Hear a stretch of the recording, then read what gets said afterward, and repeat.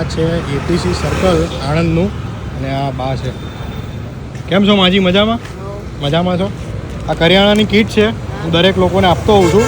એ મારા મિત્રો, અત્યારે આણંદના એપીસી સર્કલ આગળ આપણે ઊભા છે અને પેલા લોકો તમને દેખાય છે, નિસહાય લોકો જે રસ્તા ઉપર કંઈક ખાવાનું બનાવે છે, આપણે એમને કરિયાણાની કીટ આપીએ. હું કાયમ મારી જોડે છે ને 1 થી 2 કીટ રાખતો હોઉં છું. આપણે એમને 2 કીટ આપીશું, એટલે એમને કામમાં આવશે ભાઈ.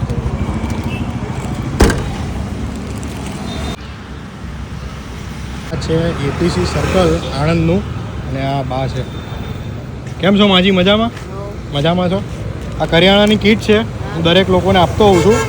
આમાં જોઈ લો, આમાં દરેક મસાલાથી માંડીને બધું જ છે અને દરેક લોકો જે નિસહાય લોકોને આપણે મદદ કરીએ છીએ. એટલે આ તમે ખાજો અને જ્યારે જ્યારે ખૂટે હું અહીંથી આવતો જતો હોઈશ, તમને કીટ આપીશું, બરાબર? બાકી મજા? તાલી પાડ દો, તાલી પાડ દો, તાલી.